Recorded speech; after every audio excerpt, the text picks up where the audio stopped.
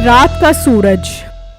एक वक्त की बात है, एक गांव में एक अजीब वाकया हुआ। काफी तेज गर्मी होने की वजह से लोग अपने घरों की तरफ निकल गए और शाम होने का इंतजार करने लगे। जब शाम का टाइम करीब आया तो क्या देखते हैं कि सूरज तो अभी तक गरूब ही नहीं हो रहा। लोग ये माजरा देखकर बहुत परेशान थे। अब्बू जान देखो तो सही, सूरज के गरूब होने का टाइम हो गया है, लेकिन सूरज गरूब नहीं हुआ अभी तक। ये क्या माजरा है, मुझे समझ नहीं आ रहा। बेटा मुझे भी समझ नहीं आ रहा कि सूरज क्यों गरूब नहीं हुआ। इस टाइम तो रात के 9 बज रहे हैं। हाय बेटा, मुझे बहुत डर लग रहा है। हाय मैं मर गई, सूरज तो गरम गरम आग फेंक रहा है, अब हमारा क्या बनेगा।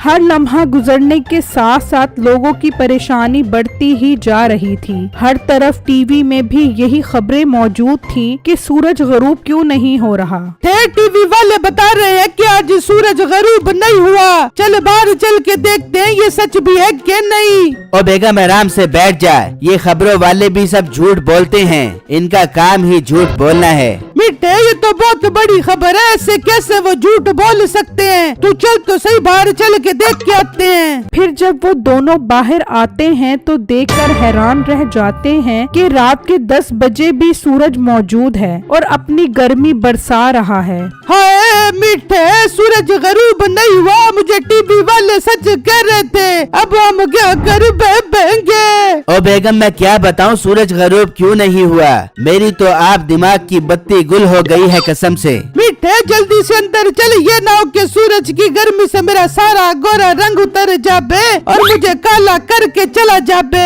ये कहकर वो दोनों अंदर आ जाते हैं और सोचने लग जाते हैं ये सब हमारे गुनाहों की सजा है जो आज सूरज गरूब नहीं हुआ। ये सब तेरी गंदी जबान की वजह से हुआ है, तेरी गंदी जबान के गुनाहों की सजा मिल रही है मुझे। नहीं, जबान तो सिर्फ मेरी गंदी है, तेरे मुंह से तो जैसे फूल निकलते हैं ना।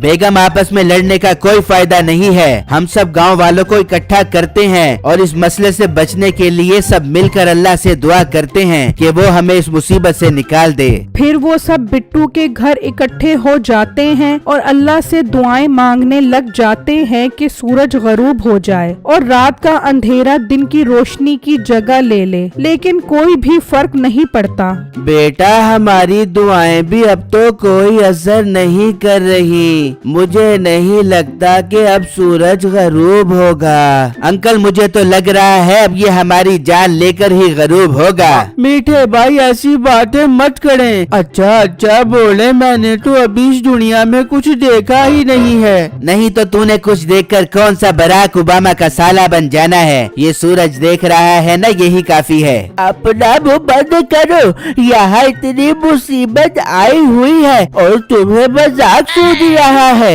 बेटा साथ वाले गांव में एक बहुत बड़े आमिल बुजुर्ग रहते हैं, वो बहुत नेक इंसान हैं, हम उनके पास चलते हैं, वो जरूर हमें कुछ न कुछ हल बता देंगे।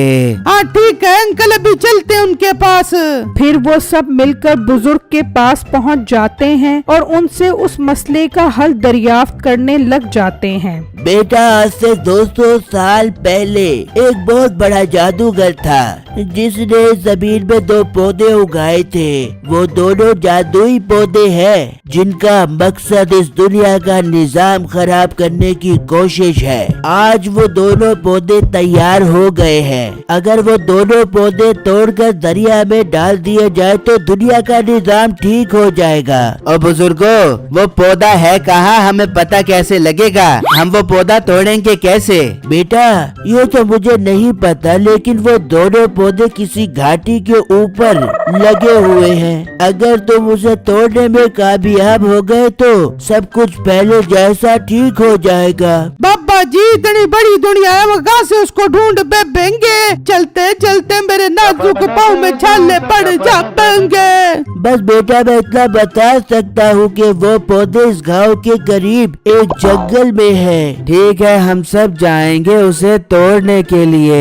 नहीं अंकल, उसे तोड़ने के लिए मैं और मीठा भाई जाएंगे और दोनों पौधे ढूंढकर उसे तोड़कर लेकर आएंगे अपने हाथों में। हाँ बेटू, ये तुमने ठीक कहा है, हम आज ही वो पौधा ढूंढ कर आएंगे। फिर मीठा और बिट्टू दोनों जंगल की तरफ निकल जाते हैं, लेकिन उन्हें कहीं भी वो पौधे नहीं मिलते और आखिर वो थक हार कर एक जगह बैठ जाते हैं। मीठे भाई, मुझे नहीं लगता वो पौधा इस जंगल में है, हमें अब वापस चले जाना चाहिए। हाँ बेटू, तुम ठीक कह रहे हो, अब यहाँ से जाना ही बेहतर है। वो अभी जाने की तैयारी कर ही रहे होते हैं कि अचानक बिट्टू को वो दोनों पौधे नजर आ जाते हैं। मीठे भाई, वो देखो दोनों पौधे मिल गए हैं, जरा पड़े पीछे तो देखो। फिर जब मीठा पीछे देखता है तो वहाँ वो दोनों पौधे मौजूद होते हैं। हाँ बेटू, तुम ठीक कह रहे हो, ये तो वही पौधे हैं जो उन बुजुर्ग ने बताए थे। चलो एक पौधा तुम तोड़ो और एक मैं तोड़ता हूँ। फिर मीठा और बिट्टू दोनों एक एक पौधे तोड़ लेते हैं। चलो मीठे भाई, अब इन दोनों पौधों को ले जाकर दरिया में डाल देते हैं। हाँ हाँ बिट्टू, चलो। फिर जब वो दरिया पर पहुँचते हैं तो मीठा चुपके से एक पौधा लेकर वहाँ से चला जाता है और जब वो बिट्टू पौधा दरिया में डालता है तो फौरन रात हो जाती है, लेकिन सूरज तो अभी भी गरूब नहीं होता। बिट्टू दाएं बाएं देखता है लेकिन उसे मीठा नजर नहीं आता। ये मीठा भाई कहाँ चला गया है पौधा दरिया में डाले बगैर। फिर वहाँ मीठा पौधा लेकर घर आ जाता है और अपनी बीवी को बताता है। और मीठे, ये पौधा क्यों घर लेके आ गया? जाकर इसे दरिया में डाल दे। बिट्टू ने दरिया में डाल दिया तो रात हो गई है। तू भी इसे दरिया में डाल दे तो सूरज गायब हो जाएगा और चांद बाबू निकल आएगा। ओ बेगम, जरा सब्र कर, तू मेरी सियासत नहीं समझ सकती। ओ बेगम, हम इस पौधे की पूरे गांव वालों से 50 लाख रुपए लेंगे, फिर ये पौधा दरिया में डालेंगे। लोग इतने तंग हैं कि हमें भागकर 50 लाख रुपए दे देंगे। अरे वाह मीठे, ये तो मैंने सोचा नहीं था। मीठे, अब तो मैं तुझे मान गई, तू बहुत ज़हीन इंसान है। तू मुझे और अपने आप को अमीर करने की कोई कसर नहीं छोड़ देगा। फिर अगले ही दिन मीठा उनसे 50 लाख की डिमांड कर देता है। मीठे भाई, ये बिल्कुल ठीक नहीं है, इससे तो हम पूरे गांव वालों को बहुत नुकसान हो जाएगा। आप हमारी मजबूरी का फायदा उठा रहे हैं। और चूहों से भरी नाक वाले मोटे, ज्यादा मुझे सबक पढ़ाने की जरूरत नहीं है। अगर पौधा लेना है तो आज शाम को मुझे 50 लाख रुपए दे दे, वरना मैं ये पौधा जला दूंगा। नहीं मीठे भाई, ऐसा मत करना, वरना तो हम तबाह बर्बाद हो जाएंगे। ठीक है मीठे, हमें सौदा मंजूर है। आज ही हम तुम्हें 50 लाख रुपए जमा करके देते हैं। तुम फिर फौरन बिट्टू को वो पौधा दे देना।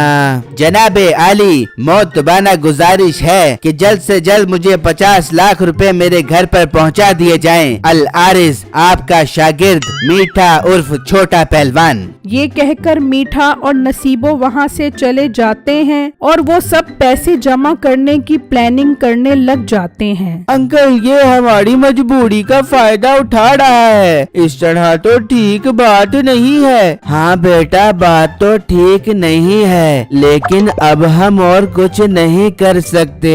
अंकल, एक बात मेरे जहन में आ रही है, क्यों ना मैं 50 लाख की कॉपियों के सबसे ऊपर असली नोट रख दूं और नीचे सारे नकली नोट रख दूं। ये इतना लालची है, पैसे देखकर पागल हो जाएगा और पौधा मुझे दे देगा मेरे हाथों में। नहीं बेटा, वो बहुत तेज है, समझ जाएगा। अंकल, लड़ाई करने में कोई हर्ज नहीं है। बिट्टू ऐसा ही करता है और पैसे लेकर मीठे के पास चला जाता है। मीठा पैसे लेकर बहुत खुश हो जाता है और वो पौधा बिट्टू को दे देता है। बिट्टू वो पौधे लेकर चला जाता है और जब मीठा नोट गिनता है तो ऊपर असली नोट होता है और अंदर बाकी सारे नकली नोट होते हैं। और ये तो वो मोटा में लूट के चला गया।